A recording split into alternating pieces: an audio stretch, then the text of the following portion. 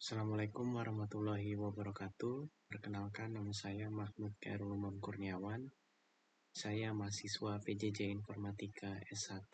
Pada kesempatan kali ini saya akan mempresentasikan dari tugas 1 mata kuliah Deep Learning ya, tentang linear regression dan logistic regression. Jadi saya diminta untuk mengambil suatu contoh studi kasus, lalu dari situ kita analisa menggunakan machine learning ya, metode linear regression dan logistic regression. Nah, apa itu linear regression ya?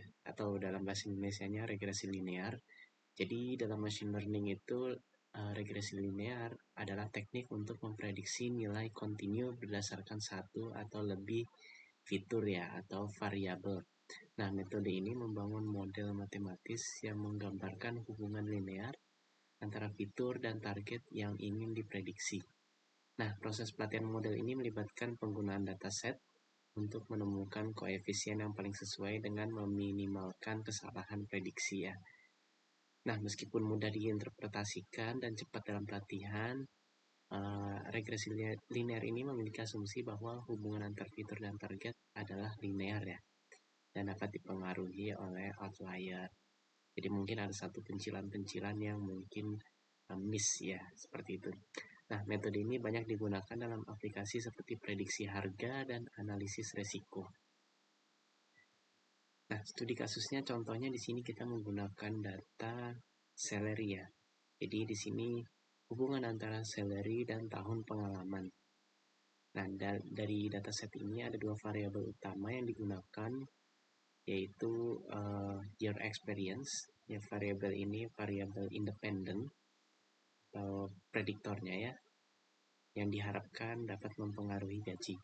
Lalu yang kedua adalah salary. Nah, ini merupakan variabel dependennya ya.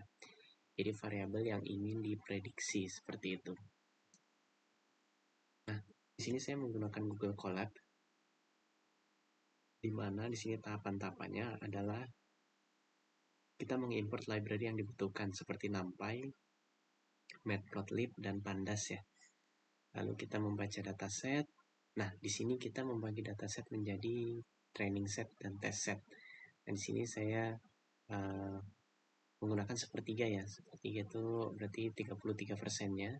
Di sini kita ambil untuk dijadikan test set ya. Jadi yang dilatih ini 2/3-nya dilatih, lalu sepertiganya kita akan mengujinya seperti itu. Nah, lalu setelah itu kita melatih model. Nah, setelah itu setelah selesai melatih model, kita memvisualisasi hasil latihan modelnya. Dan di sini kita dapatkan ya hubungan antara tahun pengalaman, years experience, dan gaji. Di sini kita lihat di sini linear ya. Jadi semakin tinggi tahun pengalaman, maka gajinya juga ikut mengikuti garis linear tersebut. Nah, di sini kita setelah tadi hasil latihan model ya, lalu kita memprediksi test set. Nah, jadi test setnya ini kita uji lagi. Nah, di sini kelihatan ya bahwa mengikuti ya.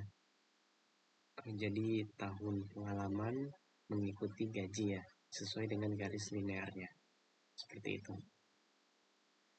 Nah, lalu yang kedua adalah logistic regression. Ini metode statistik yang digunakan untuk memprediksi probabilitas ya, berdasarkan satu atau lebih variabel independen. Berbeda dengan regresi linear yang memprediksi nilai kontinu.